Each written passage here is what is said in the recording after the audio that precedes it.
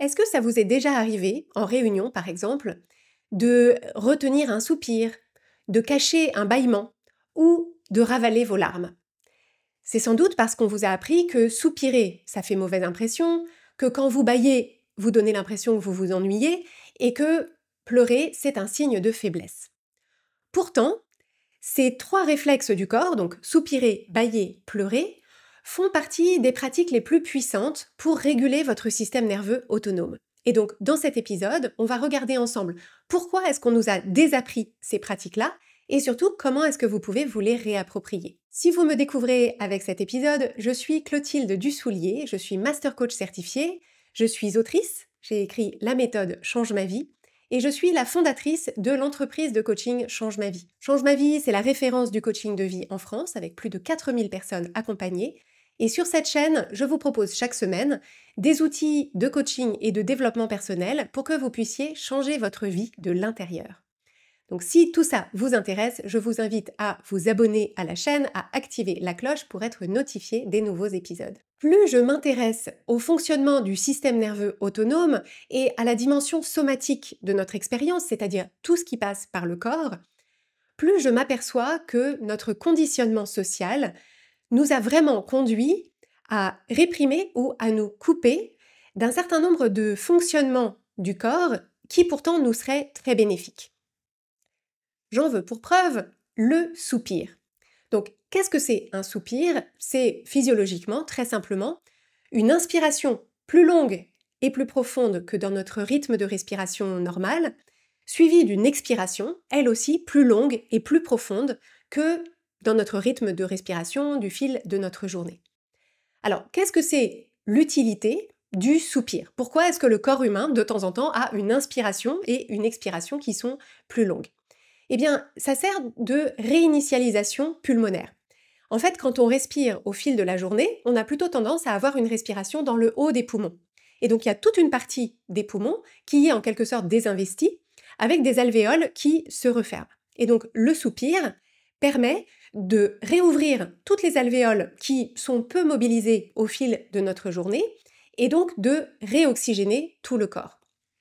Ce que ça a aussi comme effet, c'est que ça nous permet de repasser dans ce qu'on appelle l'état parasympathique de notre système nerveux autonome.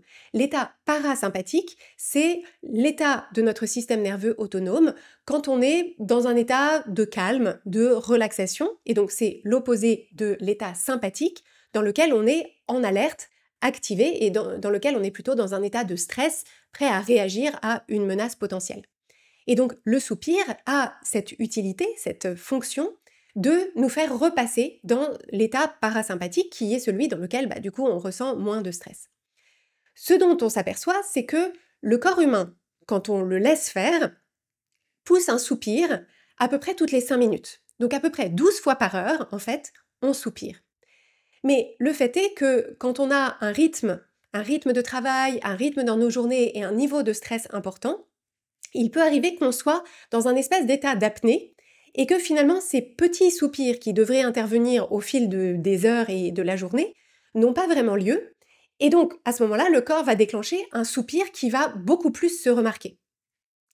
Mais ce qui se passe, c'est que on nous a plutôt appris que le soupir, ça faisait mauvaise impression. En fait, quand on soupire, donc quand on souffle, quand on a cette grande inspiration, cette grande expiration, c'est surtout l'expiration qui s'entend, on l'associe à quelqu'un qui se plaint, à quelqu'un qui râle, à quelqu'un qui fait preuve de mauvaise volonté, qui exprime de la lassitude, de l'exaspération, voire parfois c'est associé à une forme de résistance silencieuse.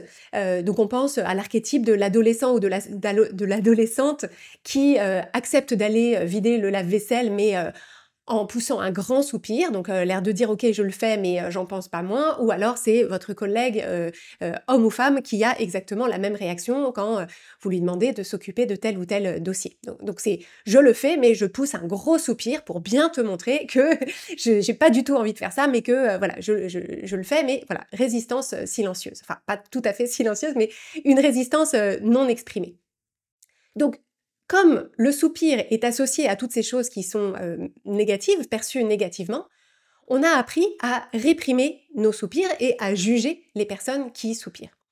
Pour autant, ça me semble être un outil de régulation de notre système nerveux autonome dont il serait dommage de se priver. Donc, la première chose que je veux dire, c'est que, bien sûr, le soupir, quand on l'associe à des qualités négatives ou une expression négative, ça n'est pas que le soupir. Généralement, on peut remarquer qu'il y a tout un tas d'autres éléments de l'expression du langage corporel, donc lever les yeux au ciel, traîner des pieds, avoir aussi une expression de visage particulière. Donc l'idée, c'est de se réapproprier le soupir sans nécessairement y mettre toutes ces parties de langage corporel qui expriment effectivement la plainte, l'exaspération, etc., si c'est pas ça qu'on a envie d'exprimer. Et une façon très simple de se réapproprier les bénéfices du soupir, c'est d'adopter dans son quotidien ce qu'on appelle le soupir physiologique. Donc le soupir physiologique consiste à initier un soupir de façon choisie et voulue. Puisque, on l'a vu, le corps tout seul déclenche des soupirs, mais on peut soi-même, pour favoriser cet état parasympathique, pour favoriser la réduction du stress et le rétablissement donc, de cette bonne respiration pulmonaire complète, on peut faire un soupir qui consiste à prendre une grande inspiration, donc on gonfle complètement les poumons. Quand on a l'impression que les poumons sont complètement gonflés, on respire encore un petit coup de plus, comme si on montait encore d'un étage alors qu'on croit qu'on est au dernier étage, donc on va sur le rooftop. Et ensuite, on pousse un grand soupir, donc on souffle pour relâcher tout l'air en se laissant vraiment dégager tout l'air. Donc idéalement par la bouche, et on peut aussi avoir le corps qui se relâche par la même occasion. Donc le soupir physiologique, ça fait ça fait... Donc, si vous regardez la vidéo, vous me voyez le faire, mais si vous n'écoutez que l'audio, vous pouvez deviner en entendant ma respiration ce que j'ai fait. Donc, ce que vous pouvez faire pour vous réapproprier les bénéfices de ce soupir, c'est quelques fois dans la journée, vous enchaînez 1, 2, 3 soupirs physiologiques. Alors, personnellement, j'aime bien l'associer à des activités en particulier. Donc, par exemple, quand j'accroche le linge, je fais des soupirs physiologiques, puisque quand j'accroche le linge, j'ai rien de spécial à faire, et donc je pense simplement à avoir une succession de ces respirations qui me permettent d'utiliser ce moment pour activer le mode parasympathique de mon système nerveux autonome, et donc de faire de ce moment-là un moment de détente. Donc c'est la proposition que je vous fais pour vous réapproprier ce soupir. Vous pouvez le faire quand vous êtes chez vous tranquille et qu'il n'y a personne pour vous juger. Si vous êtes dans un environnement de travail dans lequel ce serait un peu bizarre de respirer comme ça, vous pouvez soit aller faire un tour, donc vous pouvez le faire en allant marcher, vous pouvez le faire dans votre voiture, vous pouvez le faire en marchant dans le couloir d'une salle de réunion à une autre. Voilà, je suis sûre que vous trouverez des idées créatives pour incorporer ça. Un autre réflexe naturel qu'on nous a appris à réprimer, c'est le bâillement. Alors, le bâillement, de la même façon, qu'est-ce que c'est physiologiquement ? Physiologiquement, c'est effectivement une grande inspiration, là aussi, qui est accompagnée d'une grande ouverture de la bouche avec un étirement des muscles, donc des muscles de la mâchoire, des muscles des joues, des muscles du cou, et ça peut s'accompagner d'un étirement de tout le corps. On peut avoir des petites larmes qui coulent aussi quand on bâille, et on peut avoir aussi des frissons qui traversent le corps. Donc ça, c'est le bâillement. À quoi est-ce que ça ressemble physiologiquement ? Et la question ensuite, c'est à quoi sert le bâillement sur un plan physiologique ? Le corps déclenche un bâillement, c'est assez intéressant de s'en apercevoir, quand on change d'état. Donc par exemple, quand on change d'état du sommeil vers le réveil, donc on a tendance à bâiller quand on se réveille le matin, quand on change d'état vers l'endormissement, donc souvent on bâille au moment où on s'apprête à s'endormir, mais ça peut arriver aussi au fil de la journée quand on a une baisse d'énergie ou une baisse d'attention, c'est-à-dire une baisse de disponibilité pour ce qui est en train de se passer autour de nous.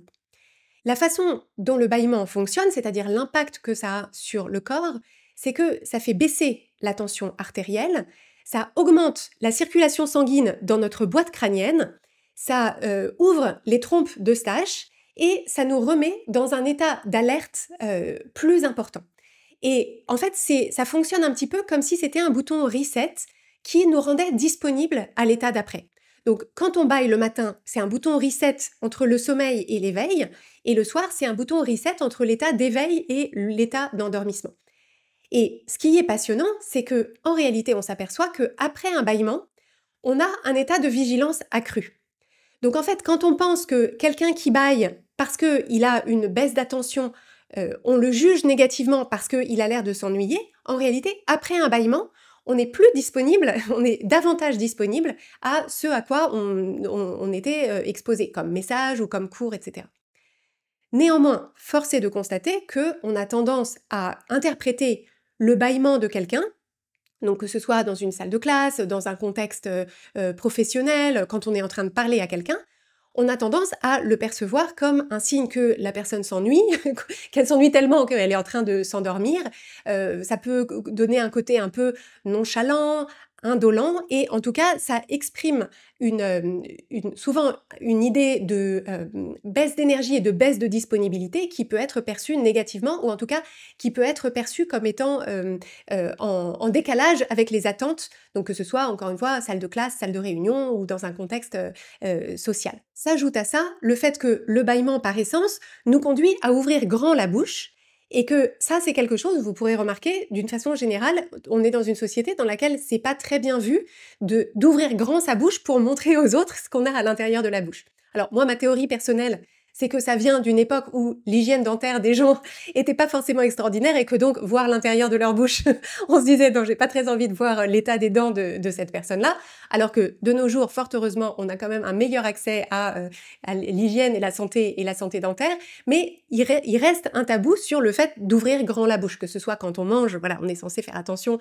à pas manger la bouche ouverte, et quand on bâille, on est censé mettre la main devant sa bouche pour cacher l'intérieur de notre bouche. Donc il y a ce tabou supplémentaire associé. Néanmoins, on l'a vu, le bâillement, c'est quelque chose qui fait beaucoup de bien à votre corps, c'est quelque chose dont votre corps a besoin, et donc c'est dommage de le réprimer dans des contextes dans lesquels il n'y aura pas forcément de jugement social. Parce que c'est finalement le problème de ces réflexes naturels qu'on a tendance à réprimer, c'est qu'en fait on a tellement l'habitude de les réprimer dans un contexte social que même dans des situations dans lesquelles on n'a pas besoin de les réprimer, eh bien par réflexe, on a appris à étouffer nos bâillements et à les ravaler. Alors j'ajoute que parfois on peut avoir une forme de résistance à nos propres bâillements parce qu'on résiste à l'état de fatigue ou l'état d'indisponibilité que notre corps exprime. Et donc, au lieu, comme je me dis, en fait, ça m'arrange pas d'être fatiguée alors qu'il est 14 heures et qu'il faut que j'entre en réunion ou que je vais à un rendez-vous, etc. En fait, je me prive de bâiller parce que j'ai envie finalement d'étouffer cette partie de moi qui exprime une forme de fatigue. Mais en anglais, il y a une expression qui dit « don't shoot the messenger », donc ne tire pas sur le messager. L'enjeu, c'est de se dire, ce n'est pas le bâillement le problème. Le problème, c'est que effectivement, je suis fatiguée ou que j'ai une baisse d'attention, et donc ce n'est pas en étouffant mon bâillement que je vais faire disparaître ma fatigue, donc mon besoin de repos ou mon problème d'attention. Il vaut mieux que je trouve une solution pour ça. Et ce dont on s'aperçoit, c'est que bâiller permet effectivement au corps de mieux supporter la fatigue et de se remobiliser dans des moments de baisse d'attention ou de baisse de disponibilité. Donc comment est-ce que vous pouvez faire pour réhabiliter le bâillement dans votre propre quotidien et dans votre propre corps? Eh bien c'est très simplement de ne pas réprimer vos bâillements quand vous êtes dans un environnement dans lequel c'est tout à fait possible pour vous de ne pas les réprimer. Donc je ne vous demande pas de commencer à bâiller en réunion devant votre chef, ou j'ai échangé récemment avec une avocate qui disait alors moi si en audience je bâille, ça va pas bien se passer du tout avec le juge, donc ça je l'entends tout à fait. Mais la question c'est quand vous êtes chez vous et que vous sentez un bâillement monter, au contraire, laissez-le venir, accentuez-le, accompagnez-le, savourez-le, et vous pouvez même autoriser votre corps tout entier à bouger tel que ce bâillement s'invite à vous. Et vous allez voir que c'est quelque chose qui vous fait vraiment beaucoup de bien. Vous pouvez même apprendre à déclencher des bâillements, c'est-à-dire qu'à des moments de votre vie où peut-être vous ressentez un niveau de stress important, où vous êtes plutôt assez fatigué, avec peu de ressources, et ou alors dans une journée qui est longue et où vous savez que vous allez avoir du mal à maintenir une attention et une disponibilité constante, vous pouvez apprendre à déclencher des bâillements qui vous feront beaucoup de bien. Donc pour déclencher des bâillements, vous pouvez essayer différentes choses. Vous pouvez d'abord mimer, faire semblant de bâiller et puis voir si ça invite un bâillement. Vous pouvez vous étirer. Quand on s'étire et qu'on le fait vraiment, parfois ça déclenche un bâillement. Vous pouvez aussi regarder, par exemple, chercher des vidéos de gens qui bâillent ou d'animaux qui bâillent, parce que le bâillement est un réflexe contagieux, et voir si ça déclenche un bâillement. J'ouvre une parenthèse sur la contagion du bâillement. L'hypothèse qui est formulée sur pourquoi est-ce que le bâillement est contagieux, c'est que comme justement c'est un réflexe naturel de passage d'un état à l'autre, à l'échelle d'un groupe, donc typiquement une tribu, ça permet de synchroniser les états des gens dans la tribu. Donc si en fait le matin, au moment où on se lève, on bâille tous en même temps, on va être tous disponibles au même moment. Et pareil le soir, si un bâillement en entraîne un autre, on ira tous se coucher au même moment. Donc je ne sais pas si l'hypothèse sera validée dans le temps, mais a priori c'est une des explications qu'on donne. Donc n'hésitez pas à vous autoriser pleinement les bâillements, et vous pouvez aussi remarquer que certaines pratiques corporelles suscitent des bâillements. Donc pour ma part, quand je fais du yoga, je remarque que ça suscite souvent des bâillements, alors tout particulièrement si je suis à un moment de ma journée où je suis un peu fatiguée, ou si j'ai été sujette au stress, etc. Et donc au lieu de réprimer mes bâillements comme je le faisais à une époque en me disant non mais là c'est pas le moment de bâiller, c'est le moment de faire du yoga, qu'en plus on associe à une forme d'exercice physique, donc on se dit en fait c'est pas le moment de s'endormir. En réalité, j'ai compris que c'est tout à fait dans le prolongement des bénéfices d'une pratique comme le yoga que d'autoriser le bâillement et cette réinitialisation, cette remise en énergie du corps. Il y a une chose aussi que je voudrais vous préciser, c'est que si vous êtes dans une position de pouvoir face à un groupe, donc je pense, quand je parle d'une position de pouvoir, je pense à des situations dans lesquelles vous êtes en mesure de donner les règles du jeu pour un groupe de personnes et dans un contexte donné. Donc je pense tout particulièrement aux enseignants face à une classe, alors une classe d'enfants ou une classe d'adolescents ou une classe d'adultes, donc enseignants, profs, etc.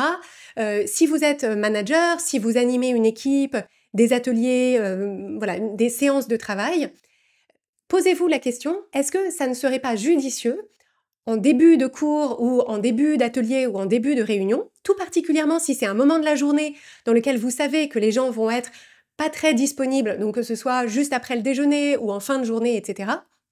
Est-ce que ce ne serait pas judicieux de créer un moment où, au lieu que tout le monde lutte intérieurement pour essayer de maintenir son attention et réprimer ses bâillements, de dire « Ok, c'est un moment de la journée où on va tous avoir un petit peu de mal à rester disponibles, et donc on va tous bâiller. » Et vous invitez tout le monde, alors soit à faire des soupirs physiologiques, soit à faire des bâillements, donc à s'étirer, à bâiller, etc. Et cette autorisation collective que vous donnez parce que c'est vous qui fixez les règles du jeu, ça autorise tous les systèmes nerveux autonomes qui sont face à vous à s'apporter ce dont ils ont besoin, et vous verrez que la qualité d'attention dont vous bénéficierez ensuite sera bien meilleure. Donc en fait, il me semble que plutôt que d'essayer de nager à contre-courant, il vaut mieux aller dans le sens des besoins de tout le monde. Donc l'éléphant au milieu de la pièce, c'est on est tous un petit peu en postprandial, un petit peu KO, et donc en fait bâillons, soupirons, etc. Et puis ensuite, on fait ce qu'on a à faire ensemble sur le cours, l'atelier, la réunion de travail, etc.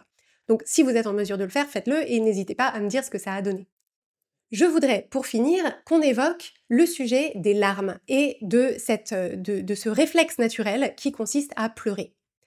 Alors, qu'est-ce que c'est physiologiquement le fait de pleurer? Donc, la première chose, c'est je veux vous orienter vers un épisode que j'ai fait sur Change ma vie, qui est l'épisode 127, qui s'appelle très simplement Pleurer, dans lequel je vous apportais déjà un certain nombre de clés sur cette réaction qui est quand même, cette réaction émotionnelle et physiologique sur laquelle on a beaucoup d'idées reçues, beaucoup de tabous et d'interdictions sociales. Physiologiquement, quand on pleure, qu'est-ce qui se passe? On a l'amygdale, qui est donc une zone du cerveau qui est la zone qui traite les expériences émotionnelles, qui détecte une charge émotionnelle forte, qui envoie le message à l'hypothalamus.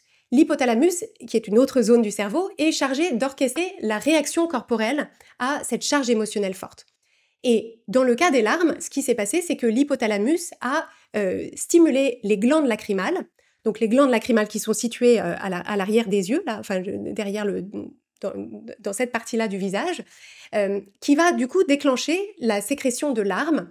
Et ce qui est intéressant à préciser, c'est que les larmes émotionnelles n'ont pas la même composition que les larmes réflexes, qui sont les larmes qu'on verse quand, par exemple, on épluche un oignon ou quand il y a de la poussière ou de la fumée dans l'air et qu'on a ces larmes qui consistent à protéger et nettoyer les yeux. Les larmes émotionnelles, de façon différente, contiennent des hormones du stress, donc cortisol et adrénaline.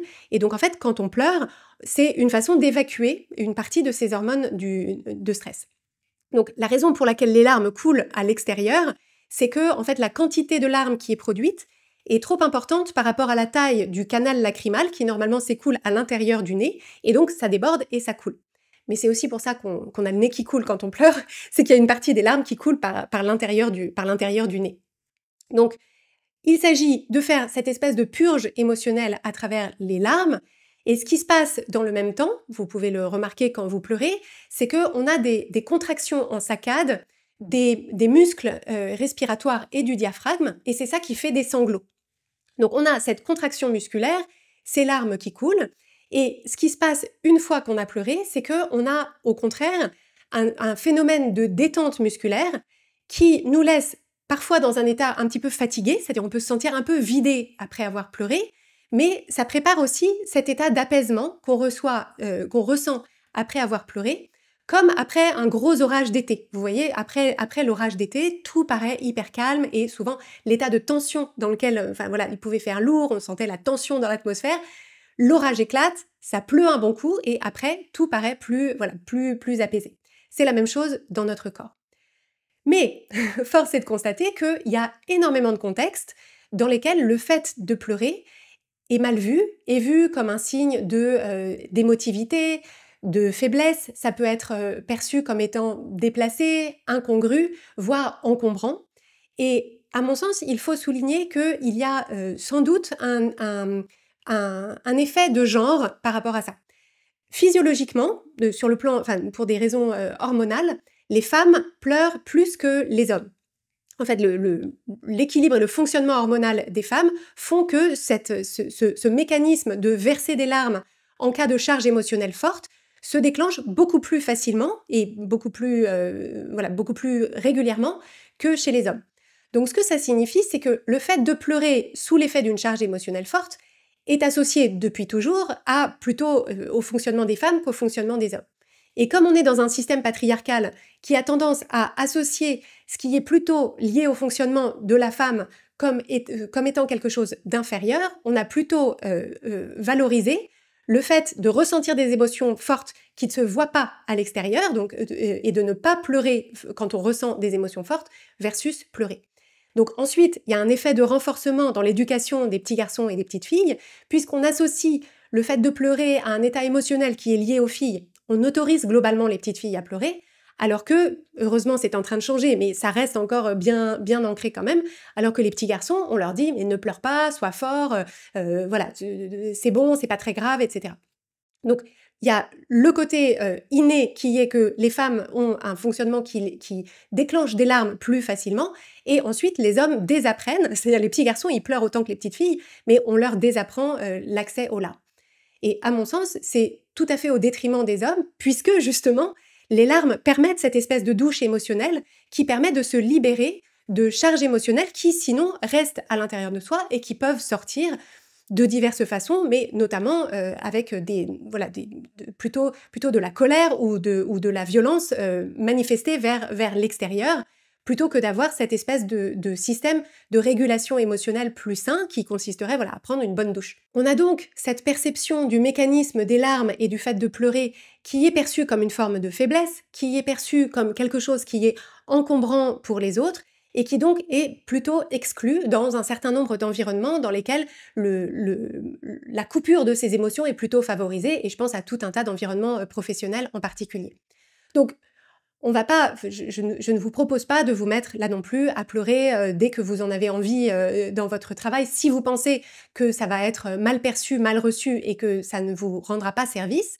En revanche, il me semble important de vous autoriser à pleurer dans les moments où vous êtes dans un environnement de sécurité dans lequel vous pouvez le faire sans qu'on vous juge et en ayant la possibilité de pleurer aussi longtemps, aussi souvent et aussi fort que votre corps en a besoin et que vous en avez besoin. Donc observez si, lorsque vous êtes chez vous ou dans différentes situations dans lesquelles ce serait possible, est-ce que vous avez tendance, quand les larmes viennent, à plutôt les réprimer? Et si oui, pourquoi? Et si vous avez tendance à faire ça, je vous invite plutôt à voir ce que ça pourrait donner si vous vous laissiez, si vous vous autorisiez à vraiment pleurer. Moi, c'est vraiment quelque chose que je me suis tout à fait approprié. J'ai toujours pleuré j'ai toujours eu les larmes qui me venaient assez facilement. Et depuis quelques années, en fait, quand je sens que je vais pleurer, en fait, j'ouvre les vannes complètement et je m'autorise vraiment à pleurer tout à fait. Ce qui est très utile aussi, c'est d'avoir la capacité à déclencher ces larmes quand on quand on en ressent le besoin, parce que parfois on peut rencontrer une situation qui est difficile, mais en fait on ne sait pas très bien quoi faire de cette émotion, les larmes ne viennent pas, et donc ça peut être utile de connaître par exemple quelques chansons qui ont tendance à nous mettre dans un état émotionnel proche des larmes et où en fait il faut pas pousser beaucoup pour pouvoir verser des larmes à ce moment-là. Moi j'ai comme ça quelques chansons qui sont essentiellement des chansons qu'on écoutait quand j'étais petite avec mon père. Ce sont donc des chansons que j'associe à mon père. Quand je pense à mon père, j'ai envie de pleurer. Quand je pleure, et donc j'arrive à pleurer en pensant à mon père, et puis après, voilà, je peux traiter tout un tas d'autres choses qui pourraient être d'autres raisons d'évacuer des émotions, des nœuds émotionnels dont j'aimerais me libérer. Donc, explorez ça. Et pour finir sur le sujet des larmes, j'ai un message particulier pour vous si vous élevez des enfants, donc si vous avez vos propres enfants ou si vous vous occupez d'enfants, c'est, s'il vous plaît, de ne pas leur faire passer le message qu'il ne faut pas pleurer, que ça ne sert à rien de pleurer, parce que c'est vraiment faux, on l'a vu ensemble, ça sert à quelque chose de pleurer, ou qu'il ne faut pas pleurer. Ne vous précipitez pas pour arrêter les larmes des enfants. C'est super que leur corps fasse ce qu'il est censé faire, c'est-à-dire décharger les émotions que l'enfant ne sait pas gérer autrement.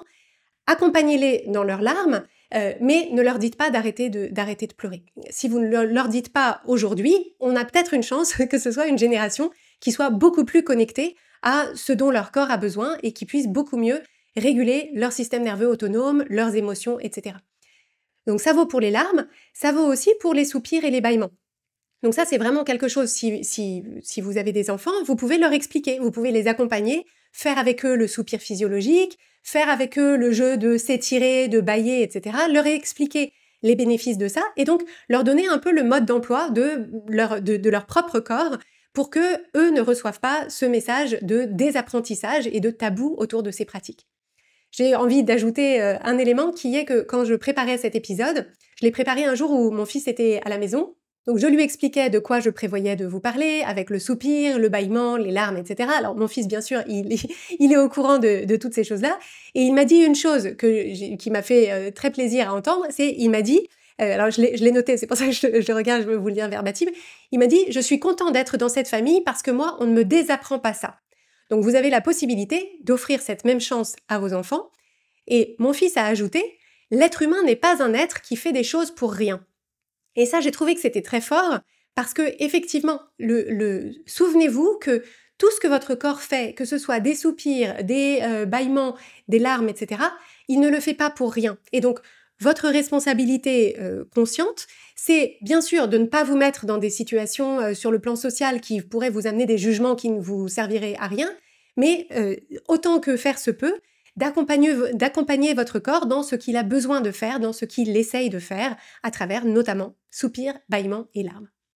J'espère avoir réussi à vous vendre l'idée que oui, soupirer, bâiller, pleurer, c'est super bien, que vous en avez besoin, que votre corps en a besoin, et que si vous faites plus de place pour ça au quotidien, vous ne vous en sentirez que mieux, vous ménagerez plus votre santé, votre bien-être, votre énergie, vous vous sentirez moins stressé, plus ancré. Donc je vous invite vraiment à mettre ça en pratique avec toutes les techniques et les conseils que je vous ai délivrés dans cet épisode. Et si vous pouvez venir me dire dans les commentaires en dessous de la vidéo de cet épisode, lequel de ces 3 réflexes naturels vous allez vous réapproprier en premier, je serai très heureuse de vous lire. À très bientôt.